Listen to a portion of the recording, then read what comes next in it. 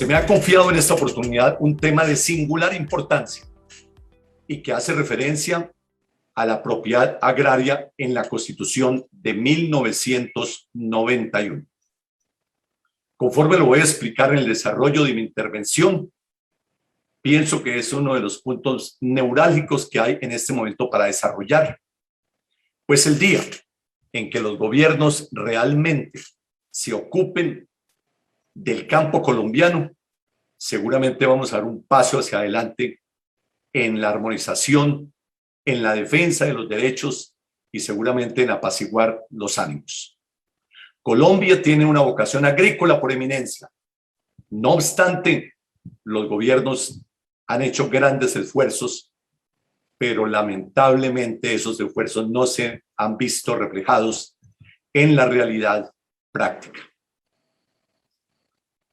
El campo, como bien jurídico, encuentra protección a partir de los artículos 58, 60, 64, 65 y 150, numeral 18 de nuestro texto constitucional, desde los cuales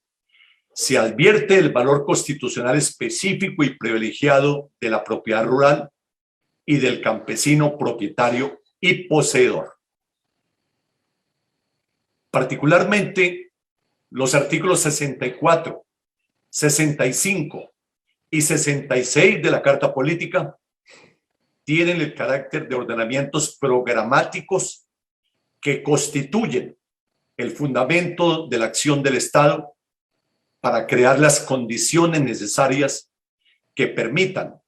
el acceso de los trabajadores agrarios a la propiedad de la tierra y a los servicios de educación, salud, vivienda, seguridad social, recreación y crédito, e igualmente dar prioridad, apoyo y especial protección al desarrollo de las actividades agropecuarias, pesqueras, forestales y agroindustriales, y por supuesto a la construcción de obras de infraestructura física en el campo. Concretamente, la Constitución le otorga al manejo del crédito rural un tratamiento privilegiado que tiene en cuenta las variables que puedan afectar su inversión y oportuna recuperación.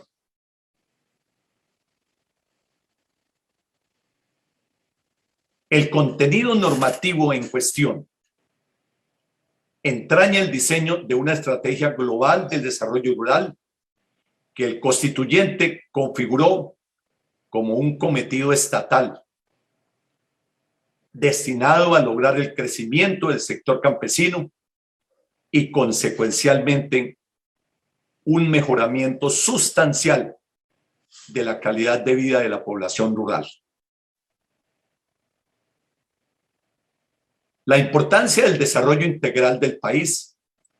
ha vertido la necesidad de romper las brechas existentes entre el campo y la ciudad, de suerte que el progreso y la oferta de bienes y servicios generen mejores condiciones de vida para los pobladores. Entre otras razones, por su identificación del campo como espacio estratégico para el crecimiento económico, su aporte a la seguridad alimentaria y la articulación a los mercados internacionales y su capacidad para incrementar la producción agropecuaria. No obstante, la existencia de factores endógenos como la inseguridad jurídica del derecho de propiedad, al cual me voy a referir más adelante, los episodios de violencia que han marcado la tradición histórica de nuestro país, el manejo inadecuado del suelo rural con vocación agropecuaria y ejercicio de su uso y aprovechamiento bajo conflictos de uso, así como la limitada capacidad institucional nacional y regional para impulsar la gestión del territorio rural, así como el sector agropecuario, han hecho que esos grandes propósitos que tuvieron los delegatarios a la Asamblea Nacional Constituyente hayan quedado lamentablemente en una letra fría y que no se ha desarrollado completamente.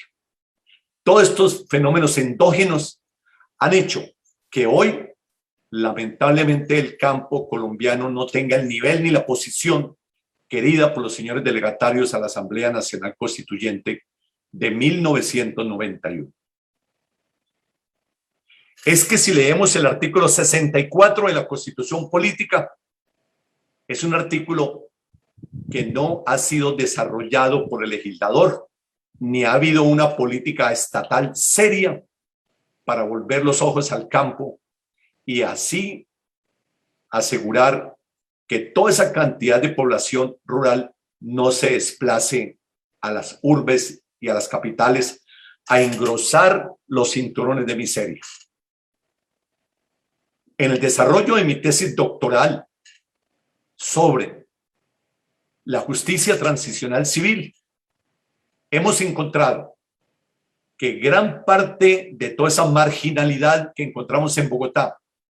en Simón Bolívar y en esas grandes extensiones de tierra habitadas,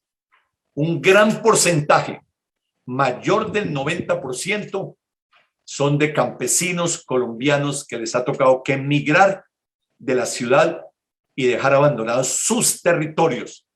por el abandono estatal y por todos esos fenómenos de narcotráfico y problemas sociales que lamentablemente padece el campo colombiano,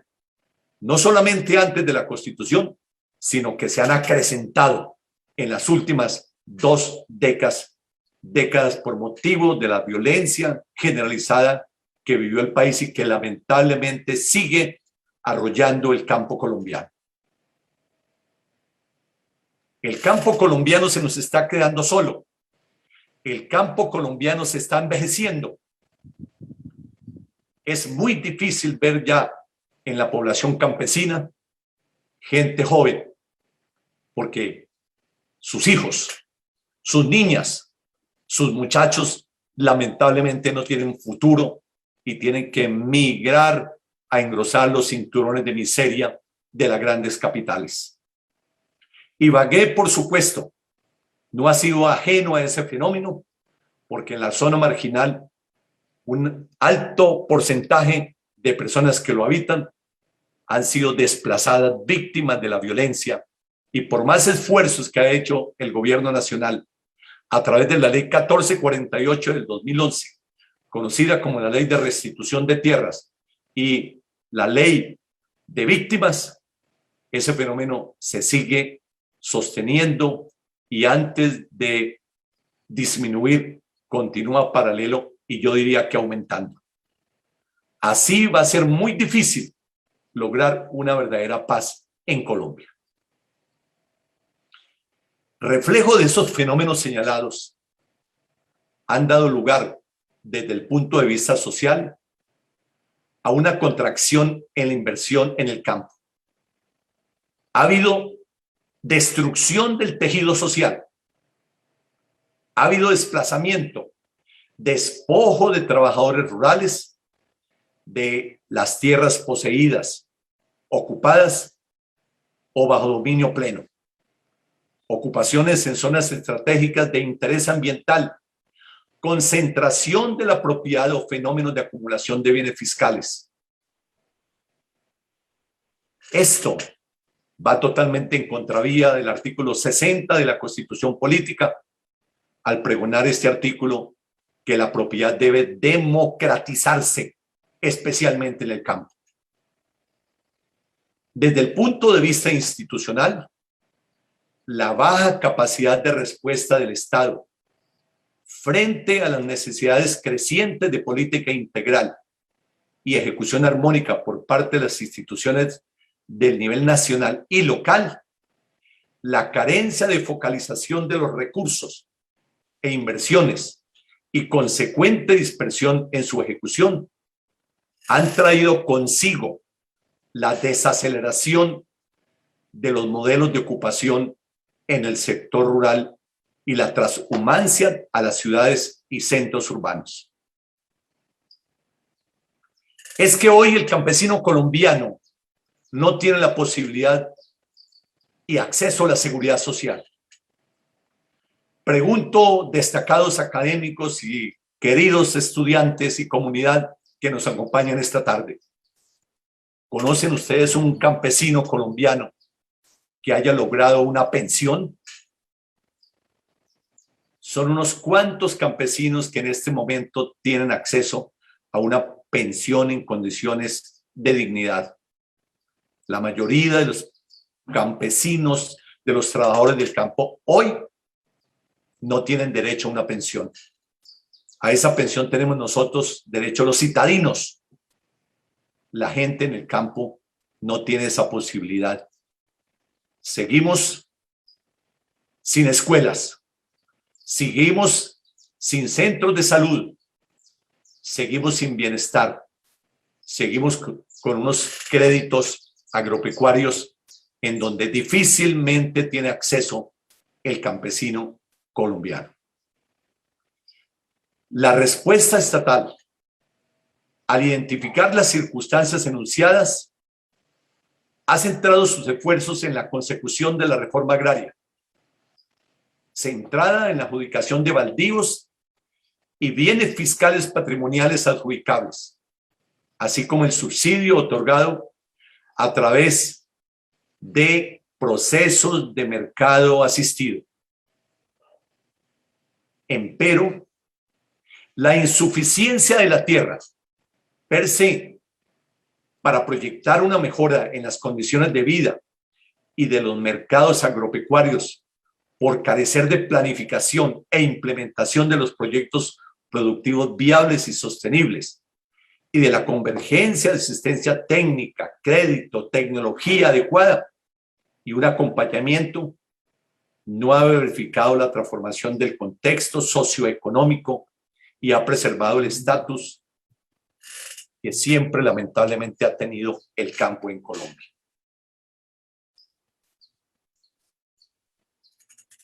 Ustedes han escuchado en muchas oportunidades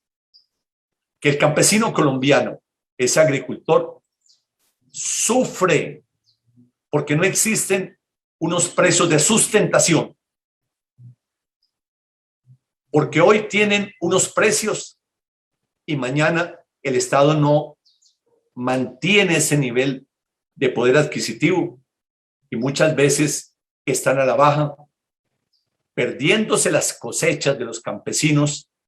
porque quien está finalmente beneficiándose de los mismos son los intermediarios de las plazas de mercado.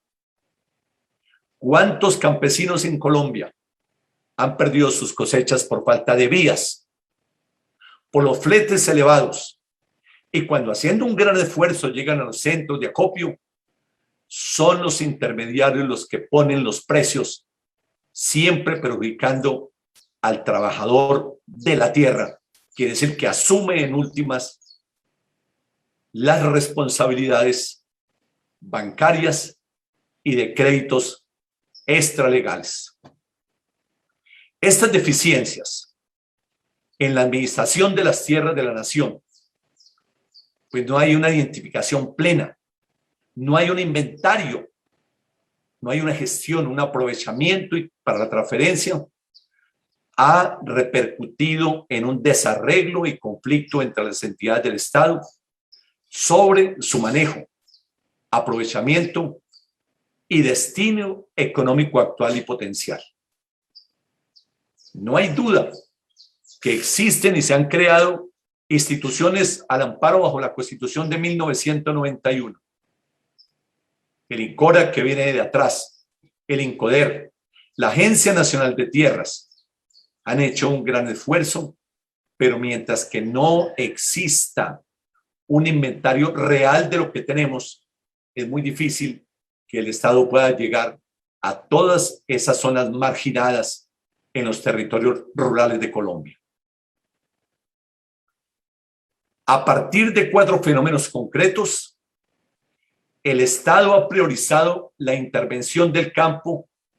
con la finalidad de redefinir su situación Y en eso hay que dar y destacar la gestión de los anteriores gobiernos. Y no quiero referirme a temas políticos, pero en eso el uribismo, el santismo y este gobierno han hecho esfuerzos, pero no han sido suficientes para poder llegar como debe ser al campo. Tales fenómenos escalan la reflexión sobre el campo más allá de los objetivos delineados por la Ley 160 de 1994 y de las normas que han desarrollado sus contenidos. Es que así lo ha implementado el Plan Nacional de Desarrollo, previsto en la Ley 1955 de 2019, pues en cuanto al enfoque rural, las brechas entre el campo y la ciudad en materia de indicadores sociales son demasiado grandes, ya que en el campo se concentran los principales problemas de pobreza, falta de educación y falta de infraestructura, entre otros. Además, muchos de los problemas de violencia y narcotráfico están concentrados en la ruralidad. Si Colombia quiere consolidar de verdad la paz en su territorio, debe redoblar su atención en el campo colombiano. Y no podemos continuar con un campo desprotegido de los agentes de la insurgencia y de la delincuencia común a los que día a día se enfrentan el campesino colombiano. Por eso es necesaria una estrategia integral de transformación del campo, que lo atienda, que lo modernice como es debido, comenzando por lo más básico, como tener cartografía, catastro, títulos de propiedad y vías de acceso. A propósito de los títulos de propiedad, nosotros venimos con un sistema de 1887 previsto en el Código Civil y todavía seguimos hablando del concepto de propiedad del artículo 669 como aquella propiedad que solamente le interesa a su titular, como una propiedad individualista, siendo que desde 1936, ratificado por nuestra Constitución de 1991, la propiedad cumple una función social y de esto se han ocupado muchos doctrinantes, pero en la realidad esa función que cumple la propiedad no se ha materializado, el campesino no ha tenido acceso real a la misma. Esa estrategia de transformación del campo tiene anexa la posibilidad de crecimiento verde, porque la sostenibilidad del crecimiento económico depende también de aspectos ambientales que hoy por hoy están amenazados. Hay una gran complementariedad entre las estrategias de transformación del campo y el crecimiento verde, porque la mayoría de metas ambientales está asociada con la conservación y explotación sostenible de nuestros recursos naturales. El campo colombiano hoy está golpeado por la minería ilegal. El campo colombiano está golpeado hoy por una cantidad de agentes endógenos externos, por la delincuencia común. Y eso se da por la ausencia real de Estado, de ausencia real de las autoridades que están instituidas según el artículo 2 constitucional para proteger la vida, la honra, los bienes y los demás derechos de todas las personas habitantes en este territorio. La misión para la transformación del campo, constituida en el año 2014, integrada por una comisión de expertos, efectuó un diagnóstico de la situación del campo colombiano para efectos de definir recomendaciones de políticas a partir de un análisis profundo y concienzudo, con proyección a 20 años, determinando que debe haber un ordenamiento y un desarrollo territorial, que debe haber un cierre de las brechas sociales con enfoque de derechos, debe haber inclusión productiva y desarrollo de una ruralidad competitiva con énfasis en el sector agropecuario, pensando siempre en el trabajador de la tierra, el campesino colombiano. Esta misión también manifestó que debe haber una inclusión productiva y de desarrollo competitivo, que debía haber elementos de sostenibilidad ambiental para el desarrollo rural y que debe haber una reforma institucional profunda en las políticas claras, con amplia presencia y capacidad de ejecución a nivel territorial, que involucre a la sociedad civil organizada y, por supuesto, al sector privado en la planeación, en la toma de decisiones, en la ejecución de programas y proyectos y el seguimiento de resultados, con el fin de darle a los pobladores rurales un papel protagónico como gestores y actores de su propio desarrollo. Es que esta centralización nos está agobiando porque se legisla desde Bogotá y no se consultan las diferentes situaciones particulares de cada zona del país. En vez de estar legislando de Bogotá hacia el territorio colombiano,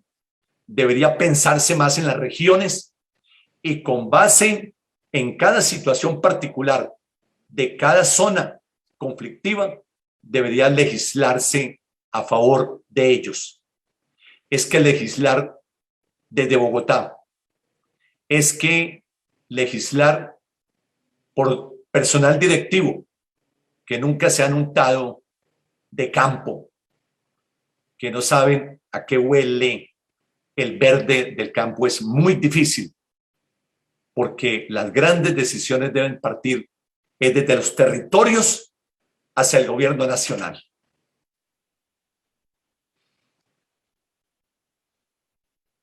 Los diálogos entablados por el gobierno nacional con la FARC tuvieron como eje central en el punto 1.1 de la agenda la reforma rural integral y una reorganización del campo, siendo el tema agrario uno de sus componentes medulares en el acceso y uso de la tierra. En principio, yo personalmente no estuve de acuerdo con ese pacto de La Habana o el pacto de paz. Pero ya leyendo con detenimiento el punto 1 del acuerdo en que se llegó, he llegado a una conclusión diferente, porque se está reivindicando el campo colombiano. Se está abordando el tema de tierras improductivas, la formalización de la propiedad, la frontera y protección de zonas de reserva, programas de desarrollo con enfoque territorial,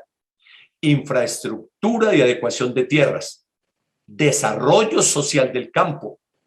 estímulo a la producción agropecuaria y a la economía solidaria y cooperativa. Debe haber asistencia técnica, subsidios, crédito, generación de ingresos, mercado y formalización laboral. De esta manera, y sin nada de tintes políticos, pienso que una reforma rural integral se identifica como uno de los puntos claves de reivindicación de los habitantes rurales y de circunstancias que ahondan sus raíces en la Constitución de 1991. De esta manera podemos afirmar sin duda alguna que tenemos una Constitución agraria. Y atención a esta conclusión. Es que Colombia es el país más desigual en la región ante el reparto de la tierra. Tenemos una excelente Constitución, empero el marco normativo no es suficiente el problema de la concentración de la propiedad de la tierra no se evidencia en las normas promulgadas, sino en la aplicación de las mismas. Por eso, rechazamos todos los intentos de reformar la Constitución Política de Colombia en el tema de tierras, pues el artículo 58, el artículo 64, no hay que tocarlos, sino desarrollarlos en beneficio del trabajador del campo. Colombia saldrá de esta crisis en la medida que un gobierno realmente acoja el campo como una manera de volver a reconciliar los grandes intereses, tanto económicos como de la población rural campesina. Infinitamente gracias por la compañía y por el esmero y por tener claro que la Constitución Política de 1991 es buena y el problema no está en la Constitución, está en la aplicación de las mismas. Un gran profesor español decía recientemente en una conferencia: antes de pensar en reformar la Constitución, debemos es aplicarla. Y ahí sí podemos pensar en un futuro en reformas constitucionales.